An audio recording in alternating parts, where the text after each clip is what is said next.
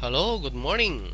I'm Chris. Let me explain to you how to navigate our GPRS account. Okay, pasok lang po tayo sa GPRS website. Key niyo po yung mygprsexpress.com/network. So once you're a member, meron na po tayong user ID. So we can log in and of course key in your password, right?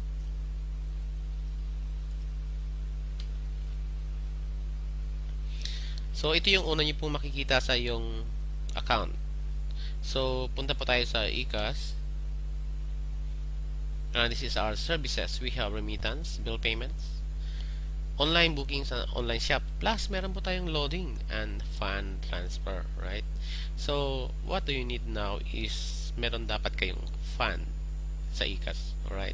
So in order to do remittance and bill payments, online and booking, kailangan po natin yung iCash.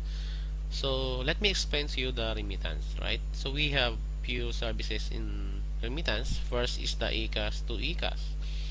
So ito yung paraan ng pag-transfer ng pera mo from your iCash to another dealer iCash. So ang charge po natin dito is 25 pesos every transaction, right? So what you need is just key in the dealer number of another person or another member, the amount, and your password, and submit. So next will be the iCash convert to load funds. So ito yung paraan ng paglipat ng pera mo to loading and fund transfer. Ito yung ginagamit po natin sa Pasaload. Okay? So next will be the iCash to GPRS outlets. So what do you need to do is just key in the sender name, beneficiary name, and the amount. So ang charge po natin dito is only 60 pesos, right? So click process, then lalabas po dyan yung transaction or yung reference number. So what do you need to do is ang ibigay nyo doon sa beneficiary is yung reference number at pumunta lang po siya sa any branches or outlets ng GPRS. We have 550 outlets right now sa buong Pilipinas. Now let's go to iCash to Smart Money. This is the facility of Smart Telecom. So what you need is to key in the Smart Money number, amount, and enter your password. Ang charge po natin dito is only 60 pesos at ang napakabilis po to. Just 1 minute marireceive po ng ating beneficiary. Alright? Next will be iCash to GCash. So it's the same as the Smart Money, but it's under Globe Telecom. So what you need is key in your GCash number, amount to transfer, enter your password, and our transaction charge is only 60 pesos in any amount. Next will be the iCash to my Visa card. Okay, ito yung paglipat ng pera from your iCash to your ATM. So let's say gusto mong withdrawin yung pera mo, so you just transfer it to your Visa card. Okay, ang charge po natin dito is 30 pesos every transaction. So just key in the account name, the account number, and the amount, right? So next will be the iCash to Visa card. So sa system po natin, pwede po tayong bumili ng ATM para sa ating pamilya sa Pilipinas or in any part of the world. Okay? So you can transfer some of your amount in peso to the owner of the Visa card. So ang halaga po ng Visa card natin is only 100 pesos plus 125 sa delivery, right?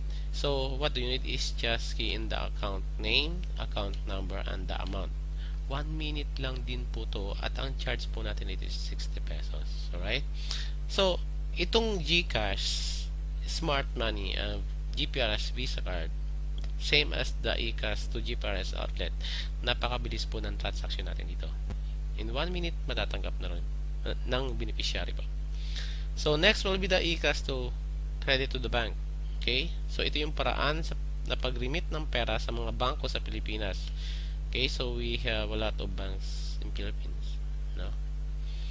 So what do you need is piliin mo lang yung bangko, yung account number, account name, at yung amount na i-remit mo. But the disadvantage of this service is medyo kamahalan if I compare to the other services. For example, sa BPI, they have charge of 110 pesos plus service charge of 60 pesos, total of 170. For the other banks naman is 100 pesos for the bank charge, and service charge is 60 pesos, total of 160 pesos. Right? So next, let's go to bill payments. So ang maganda po rito, yung nagpapadala ng pera sa Pilipinas for the bill payments to their family. So, kayo na po ang magbayad para mabawasan po natin yung trabaho ni Mrs. o ng mga anak natin o your parents natin. So, no need to go to the Meralco, PLDT to pay the bills, right? So, iwas na rin tayo sa mahabang pila sa traffic, and importante dito, iwas po tayo rito sa hold up. So, ang charges po natin every transaction is only 10 pesos. Napakamura po. So, just imagine your savings. So, you can pay any bills here. So, even your insurance, no, sa bank, sa charities like Bantay Bata, sa mga schools, nandito na rin. And even those companies in provinces like Davao and Cebu, nandito na rin. And those cable TVs, telephones, water, nandito na rin po. So, SSS, pwede na rin po tayo magbayad online sa halagang 10 piso lang po. So, if you are in abroad, iwas na po kayong pumunta sa mga remittance center na nagbabayad yung napakamahal. Use the system. Just for 10 pesos. Nakasave pa kayo ng time. Right? So, napakadami po nung pwede natin bayaran natin dito. Okay, next, let's go to online booking. So, we have domestic flights and international flights. So, let's try domestic flights.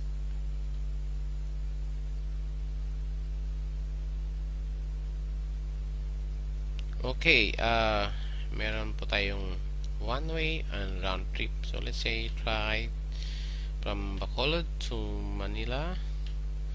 Then choose the date.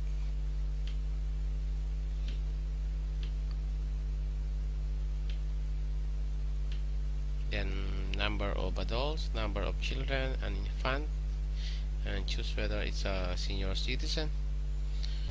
Then let's try economy.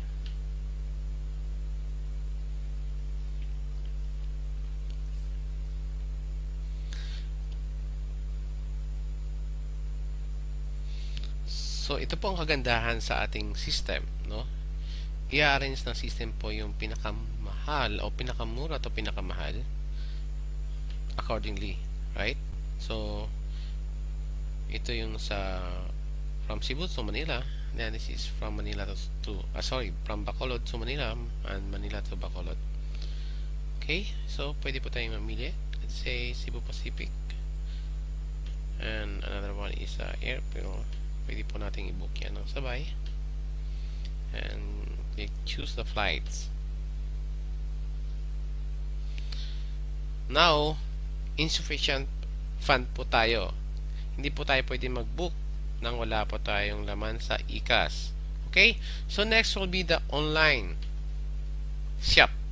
So, ito yung mga packages natin for dealer, sub-dealer, retailers, and Visa card. So, you can purchase all these packages online using our system, the GPRS system. Okay? So, hindi mo na kailangang ihatid yung product. It will deliver to the owner o kung sino mo yung gustong maging dealer from, let's say, from Philippines, Hong Kong, Singapore. So, and let's say yung Visa card naman, ito po yung ipapadala po natin sa ating mga relatives sa Pilipinas like wife or your husband, sa parents mo. So, 100 lang po yung price niyan, and ang delivery po is 125, so it's total of 225 pesos. The next time na magpapadala po kayo sa remittance is use your iCash to the Visa card, right? So next, punta na po tayo sa loading. Ito yung pinaka-hot ngayon sa Pilipinas, loading. So it is a part of retailing na ng mga tindahan sa atin.